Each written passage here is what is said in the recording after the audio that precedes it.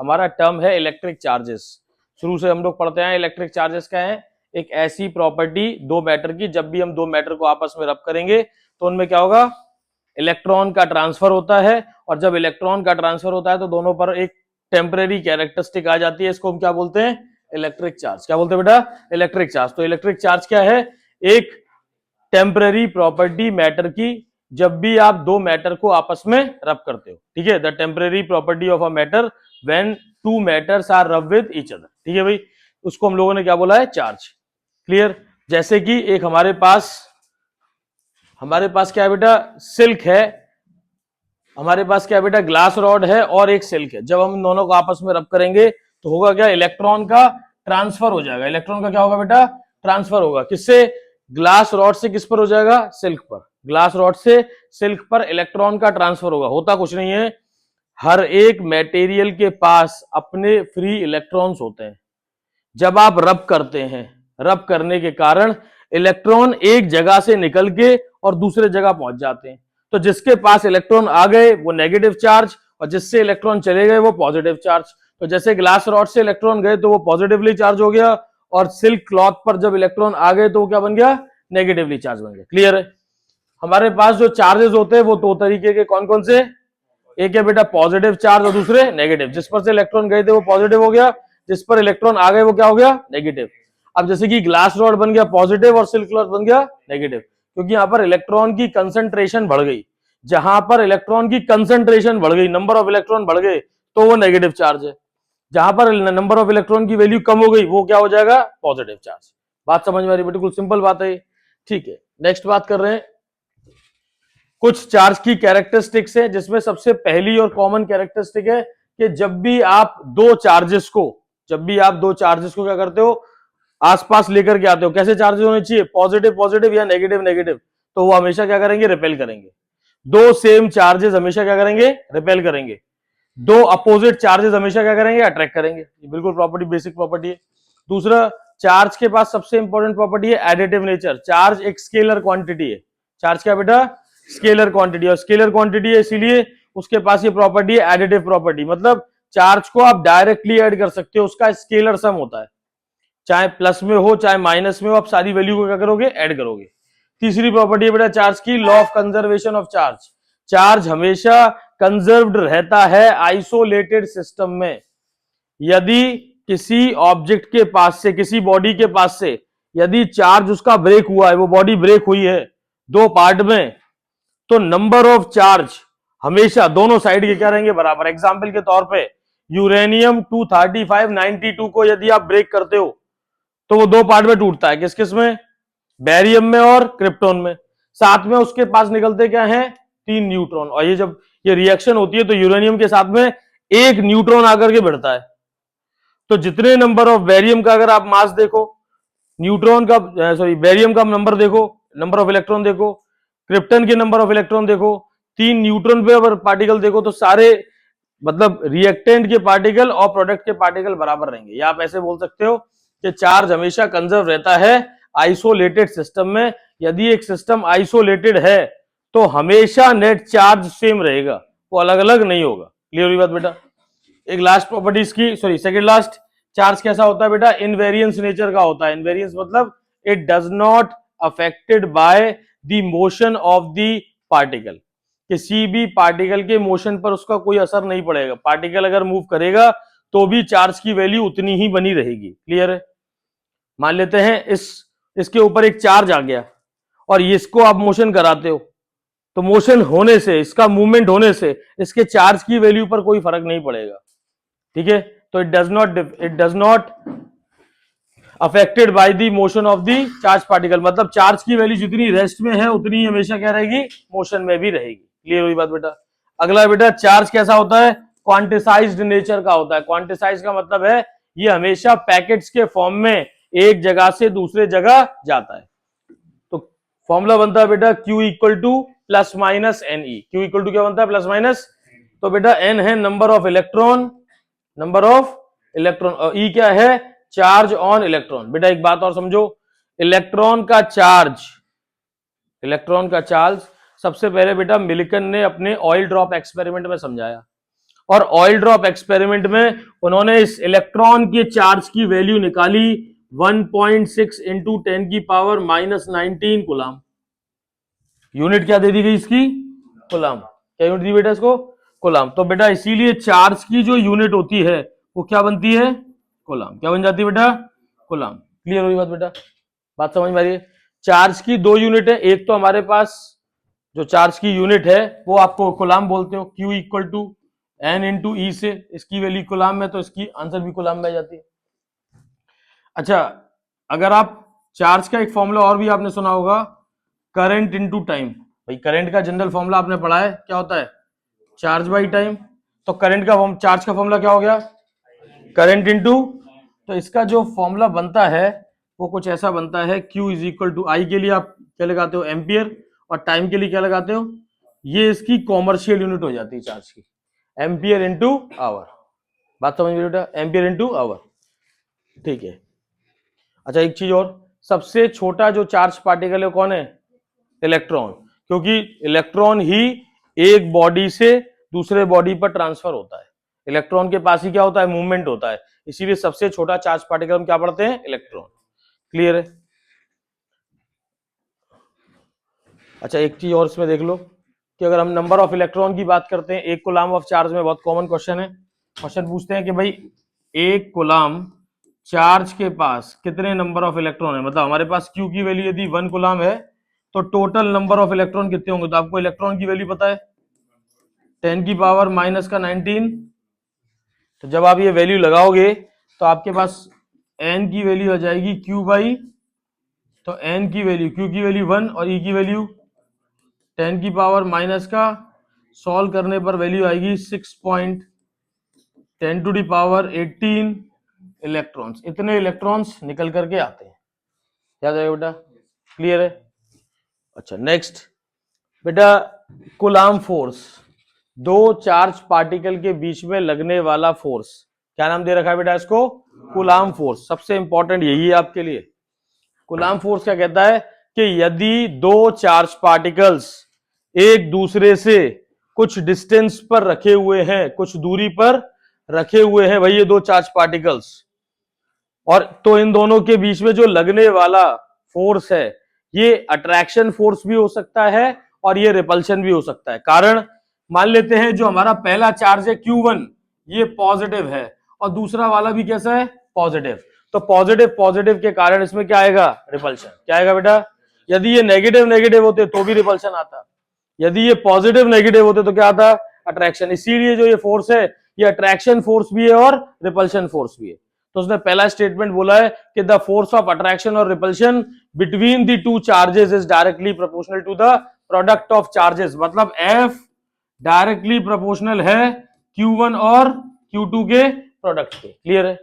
और दूसरी बात उसने बोली है कि F जो है वो इनवर्सली प्रोपोर्शनल है square of distance between them के, मतलब दोनों के स्क्वायर के इनवर्सली प्रोपोर्शनल, मतलब डिस्टेंस के स्क्वायर के इनवर्सली प्रोपोर्शनल है। तो प्रोपोर्शनलिटी का साइन लगाओगे 1 बाय, जब इसको साथ में लिखते हो बेटा आप तो आप बोलते हो Q1 Q2 bye are square. हाँ भाई, जब बेटा प्रोपोर्शनलिटी का साइन आप हटाते हो तो एक कांस्टेंट लगाते हो, और कांस्टेंट कितना लगाते हो?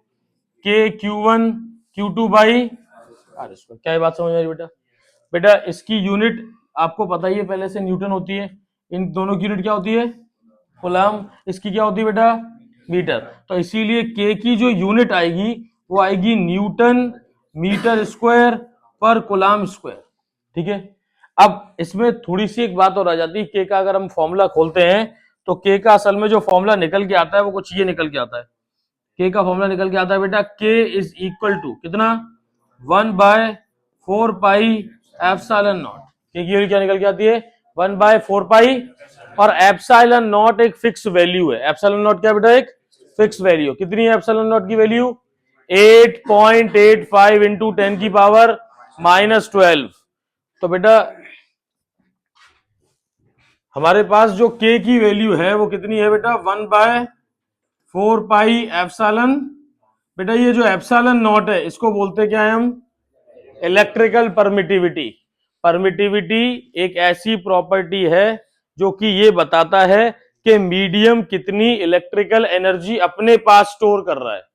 जब एक चार्ज पार्टिकल दूसरे चार्ज पार्टिकल पर फोर्स लगाता है तो कुछ इलेक्ट्रिकल एनर्जी मीडियम अपने पास ऑक्यूपाई कर लेता है, स्टोर कर लेता है। वो एनर्जी को उसने क्या नाम दे दिया है? Electrical permittivity. क्या नाम दे दिया बेटा उसको? Electrical permittivity. बात समझ में आ रही है? तो फॉर्मूला क्या बनता है? K equal to 1/4 pi epsilon. वैसे एप्सिलॉन खाली बोल सकते हैं, अगर एप्सिलॉन नॉट बोलते हैं इसका मतलब है कि हम ये परमिटिविटी कैलकुलेट कर रहे हैं फ्री स्पेस में। और आपको पता होना चाहिए कि फ्री स्पेस में ये परमिटिविटी की वैल्यू 8.85 इंटू 10⁻⁻12 कूलम स्क्वायर पर न्यूटन मीटर स्क्वायर के बराबर होती है। कूलम स्क्वायर पर न्यूटन मीटर स्क्वायर के बराबर होती है। क्लियर हुई बात बेटा? जब इस पूरी वैल्यू को आप इस फॉर्मूले में लगाते हैं, एप्सिलॉन नॉट की वैल्यू को लगाएंगे इस फॉर्मूले में, तो आपका जो फॉर्मूला बनेगा वो कुछ ये बनकर के निकलेगा, K इज इक्वल टू 1/4 पाई की वैल्यू 3.14 और एप्सिलॉन नॉट की वैल्यू 8.85 10⁻⁻12। सॉल्व करने पे वैल्यू आएगी 9 इंटू 10⁻⁹ न्यूटन मीटर स्क्वायर पर कूलम स्क्वायर। क्या ये बात समझ में आई बेटा? 9 इंटू 10⁻⁹ न्यूटन मीटर स्क्वायर पर कूलम स्क्वायर। कोई दिक्कत वाली बात तो नहीं है? सिंपल है बेटा। बात समझ में आ रही है? ठीक है। तो ये K की वैल्यू निकल करके आएगी 9 इंटू 10⁻⁹ न्यूटन मीटर स्क्वायर पर कूलम स्क्वायर। अच्छा, ये है बेटा हमारी इलेक्ट्रिकल परमिटिविटी। दूसरा वर्ड आता है बेटा रिलेटिव परमिटिविटी। रिलेटिव परमिटिविटी का मतलब है दो परमिटिविटीज का रेशियो। कौन कौन सी परमिटिविटी? मीडियम की परमिटिविटी और फ्री स्पेस की परमिटिविटी। मीडियम और फ्री स्पेस की परमिटिविटी के रेशियो को क्या नाम दिया है आपने? Relative permittivity. तो देखिए बेटा, रिलेटिव परमिटिविटी को आप बोलते हैं एप्सिलॉन आर से। बेटा असल में सिंबल का नाम तो पता ही है आपको, एप्सिलॉन, और ये जीरो लग जाता है तो यहाँ बोला जाता है बेटा ये एप्सिलॉन नॉट। तो एप्सिलॉन आर मतलब क्या है? Relative permittivity. फॉर्मूला बनता है एप्सिलॉन एम अपॉन में एप्सिलॉन नॉट। एप्सिलॉन एम क्या है? मीडियम की परमिटिविटी। एप्सिलॉन नॉट क्या है? फ्री स्पेस की परमिटिविटी। तो जब इन दोनों का आप रेशियो निकालते हो तो एक नंबर निकल के आता है, इसको ही हम बोलते हैं रिलेटिव परमिटिविटी। क्या बोलते हैं बेटा इसको हम? Relative permittivity. बात समझ में आई बेटा? रिलेटिव परमिटिविटी एक रेशियो है किस किस का? Permittivity of medium to the permittivity of free space. Medium और फ्री स्पेस की परमिटिविटी के रेशियो को हमने बोला है रिलेटिव परमिटिविटी। कोई दिक्कत वाली बात तो नहीं बेटा? अच्छा, नेक्स्ट आता है बेटा, जो हमारे पास जो फॉर्मूला निकल के आया असल में समझो तो कूलम फोर्स का फॉर्मूला बन करके क्या आया? कूलम फोर्स का फॉर्मूला हम लोग लिख रहे थे F equal to K Q1 Q2 by, बेटा K की वैल्यू आप क्या बोल रहे हैं? 1/4 pi epsilon not Q1 Q2 bye. अच्छा, यदि आपसे बोला जाए कि इस फोर्स की वैल्यू मीडियम में लिखिए, मान लेते हैं दो चार्ज पार्टिकल किसी मीडियम में रखे हैं, तो इस कूलम फोर्स की वैल्यू आप कैसे लिखेंगे बोलो? भाई मैंने कहा दो चार्ज पार्टिकल है मेरे पास Q1 और Q2, इन दोनों के बीच में डिस्टेंस है R, और यहां बेटा कोई एक मीडियम रखा है इस जगह पे, पूरा क्या है? एक मीडियम है, और मीडियम जिसकी परमिटिविटी कितनी है? Epsilon M. तो फॉर्मूला क्या बनेगा बोलो? F is equal to 1/4 pi epsilon m Q1 by, क्या ये बात समझ में आई बेटा? एप्सिलॉन एम की जगह पर आप क्या लगा सकते हो? भाई आपको ये पता है कि हमारे पास जो फॉर्मूला था वो कुछ ऐसा था, epsilon m is equal to epsilon nought into epsilon, ये आप यहां लगा सकते हो। तो एफ एम कितना आएगा? 1/4 pi epsilon nought into epsilon Q1 Q2 by, बेटा ये जो पार्ट है इतना, ये जो आपका पूरा पार्ट है ना, ये वाला, ये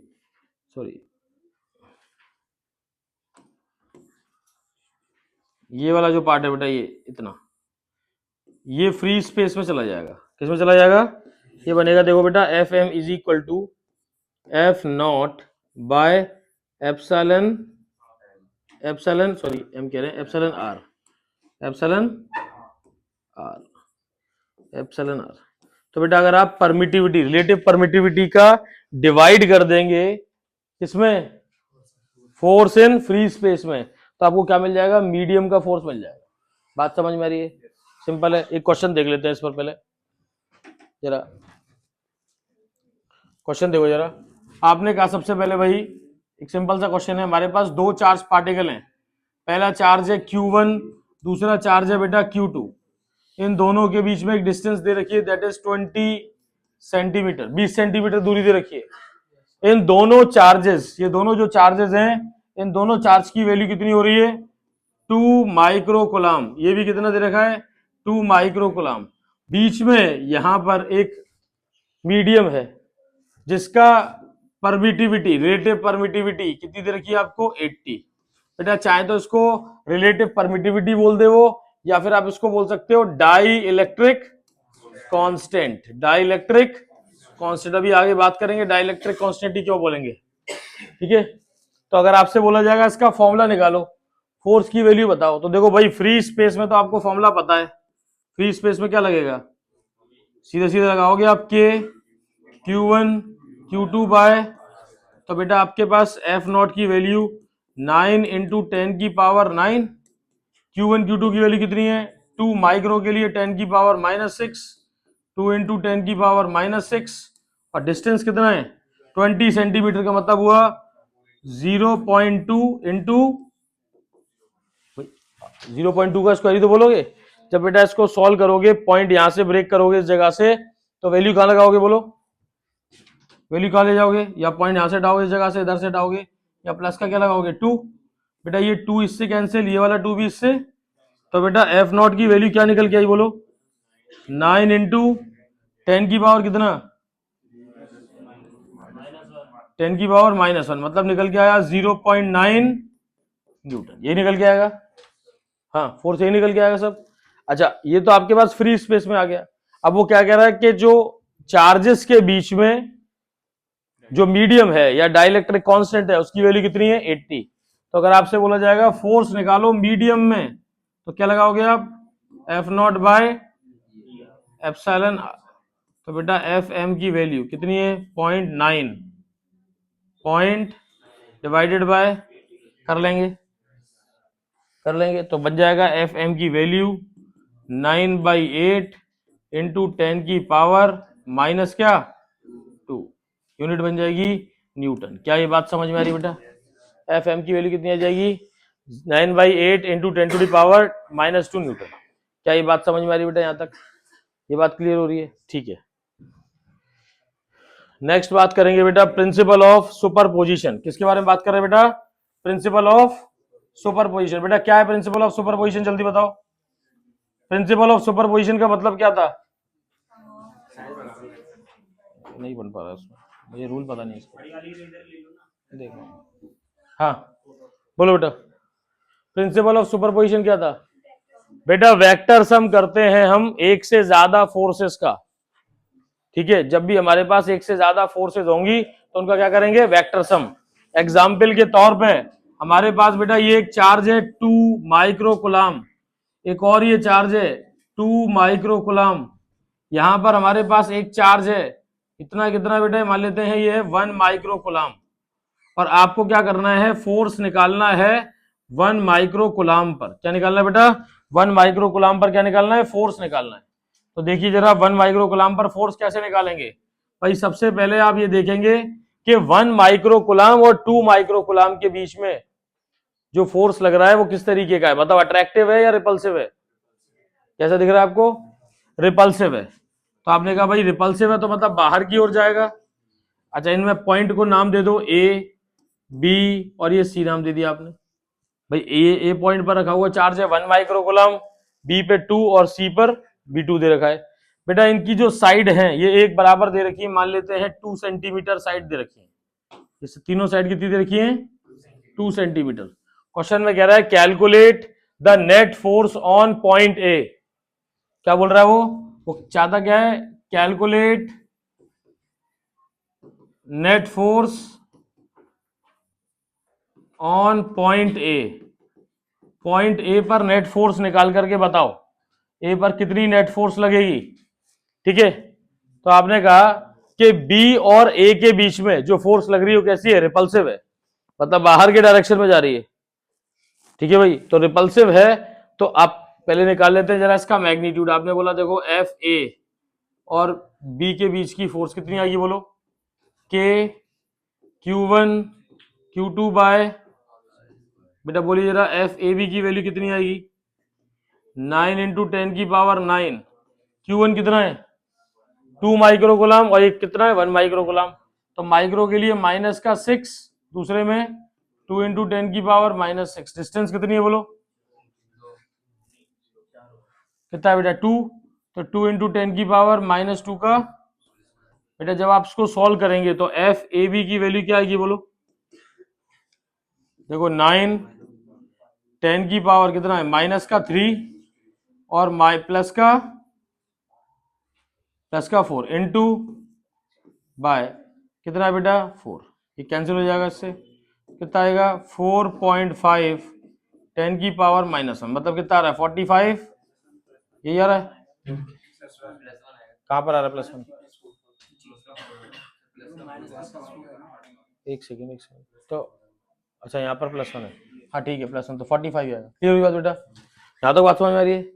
तो हमारे पास ए से बी तक के बीच की जो फोर्स आ रही है ए बी, मतलब बी जो लगा रहा है ए पर फोर्स कितनी लगा रहा है 45 न्यूटन, तो आपने इसको नाम दे दिया एफ ए बी। ठीक है भाई, ऐसे ही बेटा ए और सी के बीच, क्योंकि देखो ये भी 1 माइक्रो कूलम है और ये भी 2 माइक्रो कूलम, इसका मतलब एफ ए सी की वैल्यू भी सेम आएगी, कितनी, क्या ये बात समझ में आ रही बेटा। तो इसका मतलब इन दोनों के बीच में फोर्स कैसी होगी, अट्रैक्टिव या रिपल्सिव, रिपल्सिव, तो ये भी जाएगी कहां, बाहर के डायरेक्शन में, तो आपने बोल दिया कितना है एफ ए सी। क्लियर हुई बात बेटा। एंगल बताइए कितना कितना बन रहा है किस किस के बीच में, देखो ये 60 है ये 60 है, तो ये भी 60, तो मतलब ये भी क्या हो जाएगा, तो आप नेट फोर्स निकाल पाएंगे आसानी से। तो नेट फोर्स बोलिए बेटा कितना आएगा, तो आपने कहा एफ नेट कैसे निकलेगा, अंडर रूट में कितना एफ ए बी का स्क्वायर ए सी का स्क्वायर प्लस 2 एफ ए सी और एफ ए बी कॉस कितना 60। क्या ये बात समझ में आ रही बेटा, यहां तक बात समझ में आ रही है। तो जरा देखिए जरा एफ नेट की वैल्यू क्या निकल के आएगी, एफ ए की वैल्यू कितनी 45 का स्क्वायर, दूसरा 45 का, अगला ऐसे ही 2 इंटू 45 इंटू 45 कितना होगा 45 स्क्वायर हो गया, और cos 60 की वैल्यू बेटा इससे कैंसिल हो गया, तो ये 3 बार 45 आ जाएगा, तो कितना आएगा बेटा F net is equal to under root में 3 इंटू बेटा 45 का स्क्वायर, तो बाहर आ जाएगा, आपके पास एफ नेट की वैल्यू क्या बच रही है 45√3। क्या ये बात समझ में आ रही बेटा। अच्छा एक बात बताओ, हमने क्या किया, इन दो चार्जेस के कारण तीसरे वाले चार्ज पर फोर्स निकाला, और हमने सॉल्व कैसे किया, वेक्टर सम से। कैसे किया, तो बेटा principle of superposition due to multiple charges हमेशा एक ही बात कहता है कि यदि आपको किसी सिंगल चार्ज पर नेट फोर्स निकालनी है due to the multiple charges, तो आपको उसका क्या करना पड़ेगा, वेक्टर सम करना पड़ेगा। क्या करना पड़ेगा बेटा, वेक्टर सम। सिंपल सी बात है, आपको क्या करना पड़ेगा, वेक्टर सम करना पड़ेगा। इसके क्वेश्चन आपने पहले भी करे, बहुत कॉमन वाला क्वेश्चन है वो स्क्वायर वाला, किसी एक वर्टेक्स पे निकालना होता है हमको नेट फोर्स, याद है, तो तीनों के कारण लग रहा होता है उस पर नेट फोर्स, कर लेते थे हम लोग ये वाला क्वेश्चन। ठीक है, नेक्स्ट देखिए, नेक्स्ट है बेटा कंटिन्यूअस चार्ज डिस्ट्रीब्यूशन। तो चार्ज का जो डिस्ट्रीब्यूशन है वो तीन तरह से है। चार्ज का डिस्ट्रीब्यूशन कितने तरह से बेटा, तीन तरह से है। पहला जो डिस्ट्रीब्यूशन है वो किसी वायर पर जब चार्जेस को आप फैला के रखा हुआ होगा, चार्जेस को इसके ऊपर एक दूसरे से बराबर, मतलब एक बराबर डिस्टेंस पर रख दिया जाएगा या एक फैला दिया जाएगा, तो इस तरीके के डिस्ट्रीब्यूशन को हमने नाम दिया है linear charge distribution.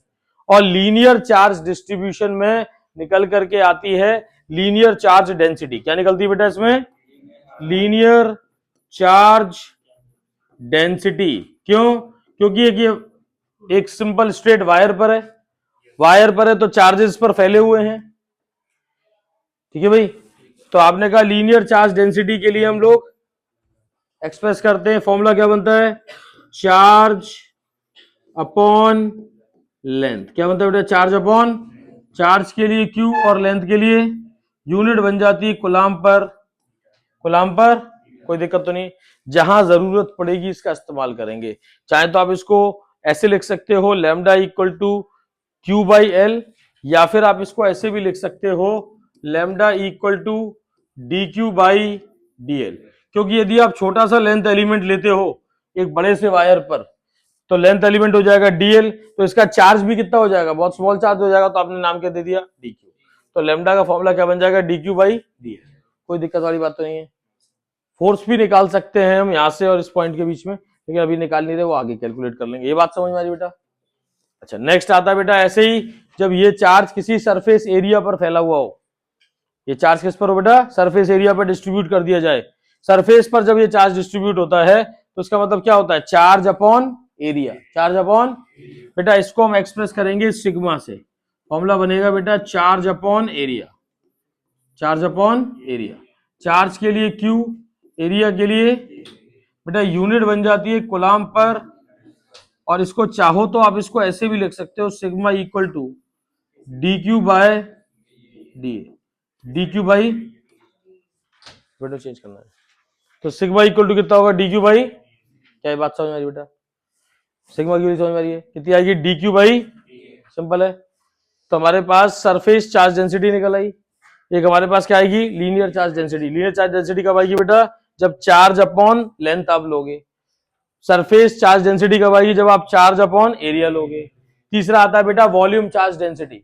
Volume charge density कब आएगी, जब चार्ज अपॉन वॉल्यूम लोगे। तो आपने कहा भाई सिंपल सा वॉल्यूम चार्ज डेंसिटी, जिसको हम करते हैं रिप्रेजेंट रो से, फॉर्मूला बनता है बेटा charge upon volume. Charge upon बेटा रो इक्वल टू, चार्ज के लिए आपने बोल दिया क्यू और वॉल्यूम के लिए बोल दिया, तो आप यूनिट बोलोगे क्यू बाई, मतलब सॉरी सी बाई, या फिर आप इसको लिख सकते हो rho is equal to d Q by d we.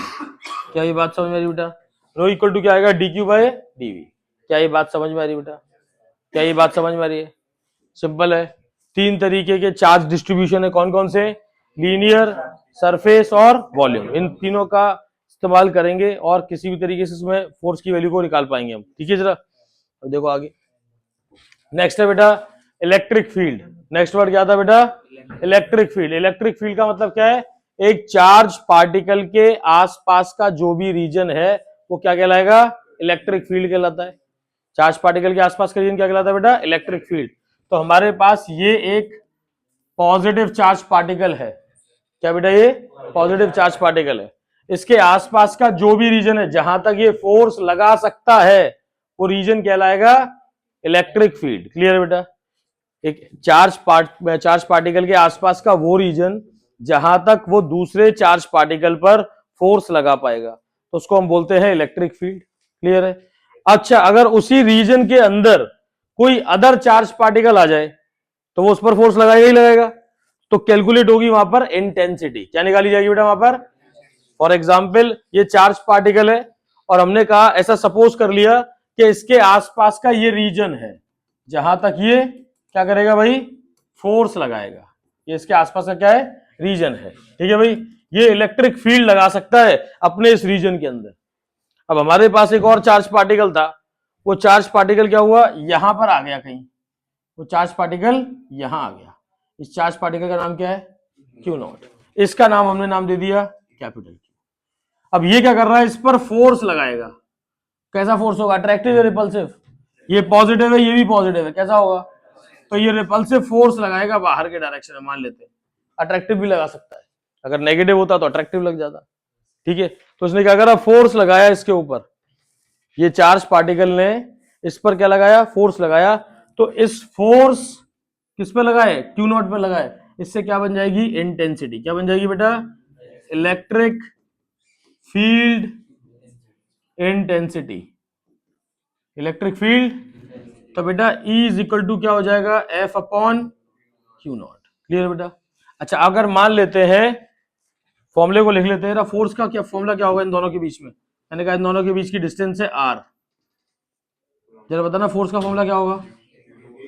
आप बोलोगे सर 1/4 पाई क्यू वन, मतलब कैपिटल क्यू, क्या बोलोगे बेटा, कैपिटल क्यू, और साथ में क्यू नॉट अपॉन में, और साथ में बेटा अपॉन में क्या है, तो क्यू नॉट से क्यू नॉट बचेगा क्या इलेक्ट्रिक फील्ड के फॉर्मूले में, 1/एप्सिलॉन नॉट कैपिटल क्यू बाय, इसका मतलब इलेक्ट्रिक फील्ड किसके कारण से है, सो ये वाले पार्टिकल के कारण से। ठीक है भाई, भाई इसी के रीजन में तो रखा था हमने क्यू नॉट को, तो ये जिसके रीजन में रखा जाता है उसको बोलते हैं सोर्स चार्ज। क्या बोलते हैं बेटा, और जिसको रखा गया था, जिस चार्ज पार्टिकल को जिस पर फोर्स निकालेंगे, उसको नाम दे दिया टेस्ट चार्ज। क्या बेटा ये बात समझ में आ रही है बेटा, सोर्स चार्ज और टेस्ट चार्ज, क्लियर हो रही बात। अगर मैं इस चार्ज पार्टिकल को यहां से उठा करके और इसको और भी आगे ले आऊं, तो हमने मान लेते हैं इस चार्ज पार्टिकल को उठा करके यहां से और आगे लेकर आ गए, ये इस पॉइंट पर लेकर के आ गए, तो जब हम इस चार्ज पार्टिकल को जितना पास लेकर के आएंगे, डिस्टेंस कम हो जाएगी, डिस्टेंस कम हो जाएगी तो इंटेंसिटी, मतलब इसको ज्यादा फोर्स लगाना पड़ेगा, ज्यादा फोर्स एक्सपीरियंस करेगा क्यू नॉट। बात समझ में आ रही बेटा, इलेक्ट्रिक फील्ड और इलेक्ट्रिक फील्ड इंटेंसिटी दोनों में अंतर समझ में आ गया। अकेले एक चार्ज पार्टिकल के आसपास का जो रीजन है वो कहलाता है इलेक्ट्रिक फील्ड। अब इस रीजन के अंदर यदि कोई चार्ज पार्टिकल और आगे चला जाए, कोई और आगे चार्ज पार्टिकल यहां पर आकर के बैठ जाए, तो इस पर लगने वाला फोर्स पर यूनिट जो इस चार्ज की वैल्यू है, ये क्या बनाएगी, उसकी इंटेंसिटी, मतलब ये कितनी फोर्स एक्सपीरियंस कर रहा है। क्लियर है। अब यही चार्ज पार्टिकल अगर पास आ गया तो फोर्स की वैल्यू बढ़ जाएगी। बात समझ में आ रही बेटा, इलेक्ट्रिक फील्ड इंटेंसिटी और फोर्स दोनों ही वेक्टर क्वांटिटी हैं, तो आप ऐसा भी बता सकते हैं कि इलेक्ट्रिक फील्ड इंटेंसिटी को आप एक्सप्रेस करेंगे ई से, फॉर्मूला बनता है बेटा एफ अपॉन फोर्स, कैसी क्वांटिटी है, वेक्टर, तो इलेक्ट्रिक फील्ड इंटेंसिटी भी कैसी है बेटा, बात समझ में बेटा, इलेक्ट्रिक फील्ड इंटेंसिटी और फोर्स दोनों ही क्या है, वेक्टर क्वांटिटी है। तो बेटा E इज इक्वल टू, यहां पर आप लगा सकते हो limit Q nought tends to 0 F by Q nought, इस तरीके से भी हम इसको लिख पाते हैं। क्या ये बात समझ में आ रही बेटा, तो इलेक्ट्रिक फील्ड इंटेंसिटी का फॉर्मूला बन जाता है F बाय Q नॉट। अगर खाली आपसे चार्ज के टर्म में पूछा जाए फॉर्मूला इलेक्ट्रिक फील्ड इंटेंसिटी का, तो कैसे बताएंगे बोलो, तो आपके पास फॉर्मूला है इलेक्ट्रिक फील्ड इंटेंसिटी का, कितना बोलोगे, के क्यू बाय, ये निकाला था के क्यू बाय आर स्क्वायर। बेटा के तो आपको पता ही है 1/4 पाई एप्सिलॉन नॉट, या फिर आप के की डायरेक्ट वैल्यू भी लगा सकते हो। क्लियर है। अच्छा एक बात बताओ, अभी पढ़ा था हमने कि coulomb force principal of superposition follow करता है, तो क्या ये भी करता होगा, क्या ये भी प्रिंसिपल ऑफ सुपरपोजिशन फॉलो करेगा, ओबे करेगा, ये प्रिंसिपल ऑफ सुपरपोजिशन करेगा, क्योंकि ये भी बेटा वेक्टर क्वांटिटी है और डायरेक्टली फोर्स पर डिपेंड हो रही है, तो ये भी बेटा प्रिंसिपल ऑफ सुपरपोजिशन ओबे करेगा। मतलब यदि आप यहां पर ले लें दो चार्ज पार्टिकल, देखिए ये हमारे पास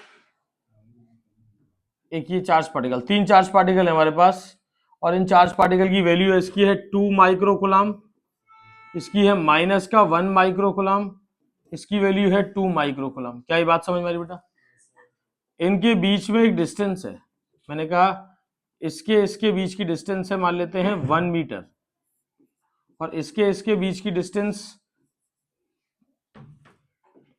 इसके बीच की डिस्टेंस मुझे नहीं पता, मैंने नाम दे दिया इसको x मीटर। क्या नाम दे दिया बेटा, स्प्लेंडर किसकी है बेटा, स्प्लेंडर निकिता से आई, निकिता स्प्लेंडर से आई, ठीक है भाई।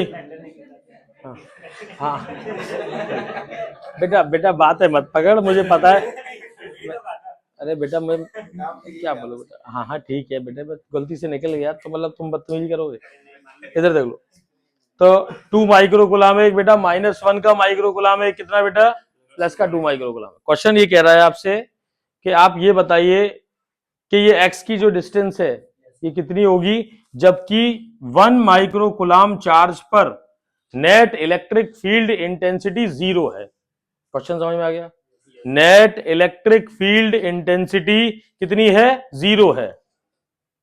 तो नेट इलेक्ट्रिक फील्ड इंटेंसिटी निकलेगी कैसे, तो वो दो तरीके से निकलेगी। हमारे पास ये प्लस का 2 माइक्रोकूलम, इधर माइनस का 1, तो इसका मतलब इलेक्ट्रिक फील्ड इंटेंसिटी का एक डायरेक्शन मिलेगा आपको। आपने कहा देखो भाई इसको नाम देते हैं ए, इसको नाम दे दिया बी, इसको नाम दे दिया, तो ये अट्रैक्टिव फोर्स लगेगी, तो इलेक्ट्रिक फील्ड इंटेंसिटी इन दोनों के बीच की इधर की डायरेक्शन में आएगी।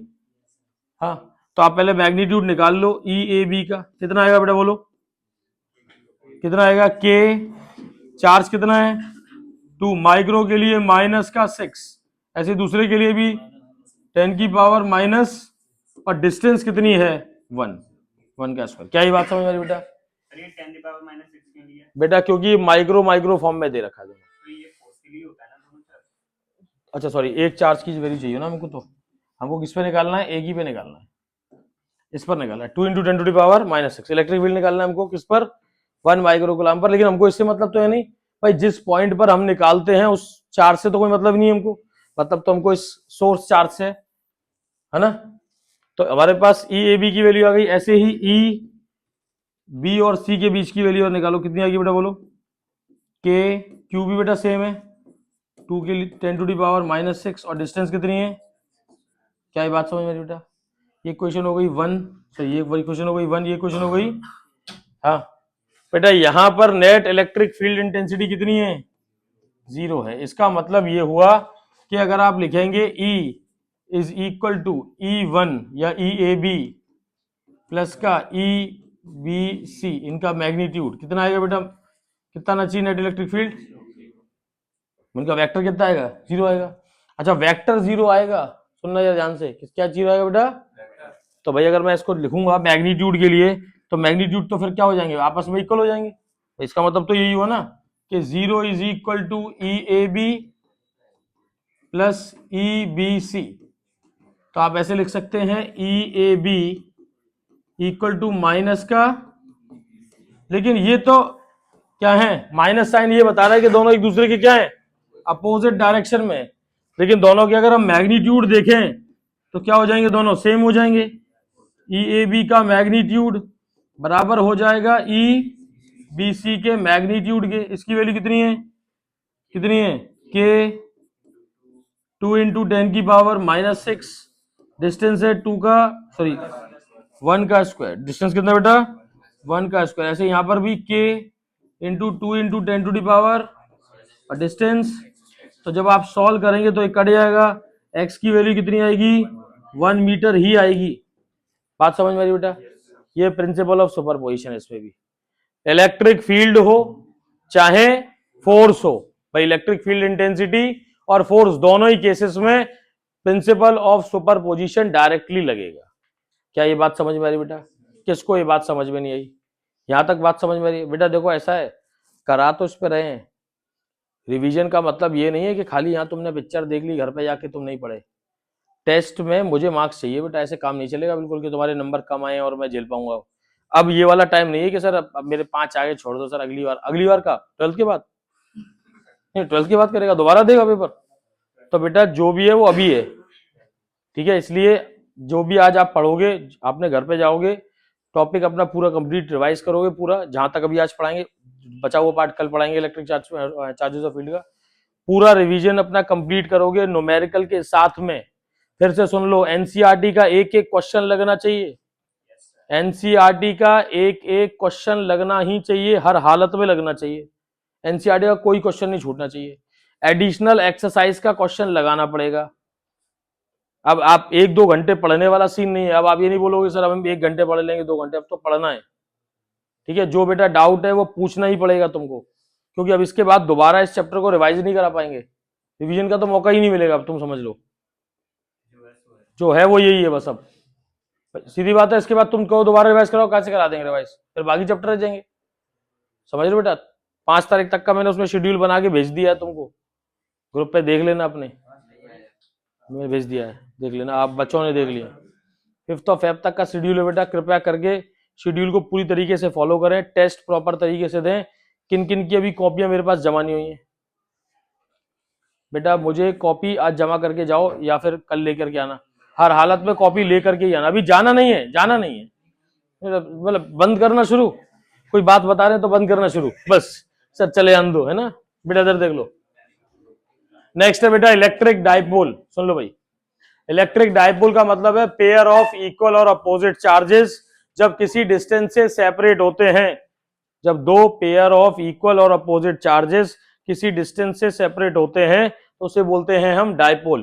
ठीक है, एक माइनस का चार्ज और एक क्या बेटा प्लस का चार्ज, दोनों के बीच में जो डिस्टेंस है इसको हमने कैलकुलेट कर लिया है 2L। तो बेटा असल में ये जो माइनस का क्यू चार्ज है हमेशा मूवमेंट किधर करेगा, प्लस के क्यू चार्ज की तरफ करेगा, क्योंकि हमेशा एक इलेक्ट्रॉन ही मूवमेंट करता है। तो जिस डायरेक्शन में इलेक्ट्रॉन मूवमेंट कर रहा है, मतलब नेगेटिव चार्ज मूव करके जा रहा है पॉजिटिव की तरफ, वहां से आपको क्या मिल जाएगी, डाइपोल मूवमेंट। क्या मिल जाएगी बेटा, डाइपोल मूवमेंट।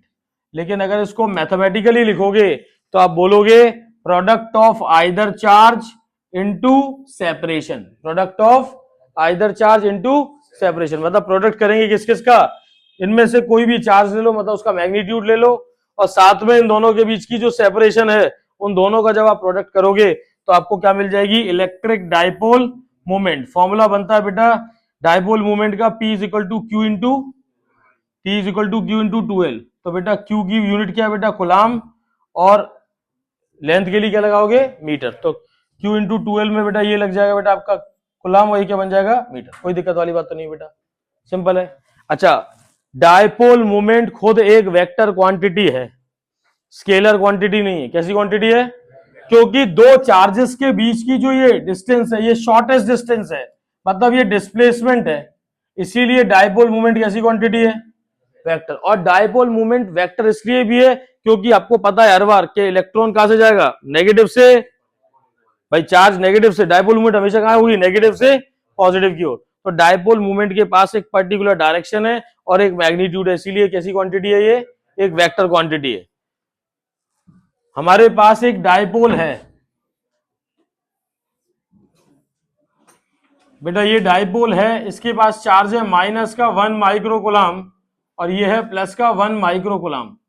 साथ में मेरे पास दूसरा भी डाइपोल है और इसमें जो वैल्यू दे रखी है ये है प्लस का 2 माइक्रोकुलाम और ये दे रखा है बेटा माइनस का 2 माइक्रोकुलाम। ठीक है भाई, बेटा इनके बीच की एक सेपरेशन भी दे रखी है आपको, कितनी कितनी भाई, जो पहले वाले के पास जो सेपरेशन है, ये जो डिस्टेंस है इसकी यहां से यहां तक, ये है बेटा 1 मीटर, और पहले वाले पे जो डिस्टेंस है वो है 3 मीटर। क्या बात समझ में आई बेटा, दोनों के बीच में एक एंगल भी दे रखा है, कितना दे रखा है एंगल, 30 डिग्री। कितना दे रखा है, 30 डिग्री। क्लियर है, ऐसे दे रखा है 30 डिग्री, ध्यान से देख लेना। ये इधर प्लस का चार्ज है, प्लस का 2 म्यू कूलम, यहां पर बेटा माइनस का 2 माइक्रोकुलाम, ये इस तरह से है ना। दूसरे वाले में यहां पर बेटा माइनस का 1 माइक्रोकुलाम और यहां पर, अच्छा आप जरा बताना डायरेक्शन कहां से कहां चलेगी, नेगेटिव से। तो अगर मैं इस वाले केस में देखूं तो डाइपोल मूवमेंट का डायरेक्शन ये है, ये हो गया बेटा आपका P1 नहीं, और इस वाले केस में देखूं तो डाइपोल मूवमेंट का डायरेक्शन ये है, ये हो गया बेटा आपका P2। क्या ये बात समझ में आई बेटा, हाँ। यदि उसने आपको एक एंगल गिवन भी दे रखा है, एंगल कितना दे रखा है आपको, यहाँ पर यहां दे रखा है आपको 30, तो क्या ये आपके काम का है, काम का क्या है, इसके नीचे वाला कितना है 150। क्या ये बात समझ में आई बेटा, तो डाइपोल मोमेंट्स के बीच में बनने वाला एंगल तो कितना है 150 डिग्री है, 150। अब आप अलग अलग वैल्यू निकाल लो। आपने कहा भाई पहला वाला डाइपोल मूवमेंट, फॉर्मूला बोलो कितना है, क्यू कितना है 2 माइक्रो के लिए माइनस का, और डिस्टेंस लेंथ कितनी है यहां से यहां तक 3, तो आपके पास P1 कितना आ गया 6 इंटू 10 की पावर -6 कूलाम मीटर। क्या ये बात समझ में आई बेटा, ऐसे ही P2 निकालेंगे आप, कितना आएगा बोलो 1, और डिस्टेंस कितनी है 1 मीटर, तो 1 into 10 to the power minus, तो आपके पास वैल्यू आ गई 1 into 10 to the power -6 coulomb metre. क्या ये भी समझ में आ गया, P1 आ गया, P2 भी आ गया। एंगल कितना है दोनों के बीच में, अब क्योंकि इसका वेक्टर सम होगा तो आप बोलोगे P नेट, फॉर्मूला क्या बनेगा, अंडर रूट में P1 square plus P2 square plus 2P1 P2 cos कितना 150 डिग्री। तो बेटा पी नेट की वैल्यू बोलो कितनी आएगी, सब में से कॉमन कितना जाएगा 10 की पावर -6, 10 की पावर -6 का स्क्वायर कर देना तो -6 ही बार आएगा। यहाँ कितना कितना बचेगा बेटा 6 का स्क्वायर 36, 1 2 इंटू 6 इंटू 1 कॉस 150 के लिए बोलो माइनस का 1/, तो माइनस का 1/2, इससे ये कैंसिल। कितना आ गया बेटा पी नेट की वैल्यू बोलो 10 की पावर -6 और अंडर रूट में कितना बचेगा, कितना आएगा बेटा 31। जब बेटा रूट खोलोगे तो कितनी बार जाएगा लगभग, अरे अंडर रूट करोगे 31 का तो 5 पॉइंट समथिंग कुछ जाएगी वैल्यू 5.5 के आसपास। तो आपने कहा भाई देखो पी नेट की वैल्यू कितनी निकल के आएगी, पी नेट की वैल्यू आएगी बेटा 5.3 इंटू 10⁻⁻6 क्या कूलाम मीटर। क्या ये बात समझ में आ रही बेटा, मेथड समझ में आ रहा है बेटा। डायपोल मूवमेंट खुद एक वेक्टर क्वांटिटी है, स्केलर नहीं है। ये क्वेश्चन अक्सर पूछा गया है, देखने को आया है कई बार। ठीक है भाई, ये कंप्लीट कर पाएंगे बेटा, फिर से सुन लो। सिर्फ और सिर्फ आज के लिए आपको डायपोल और डायपोल मूवमेंट तक पढ़ करके आना है कंप्लीट, मतलब इतना तो आज आप कंप्लीट कर लो।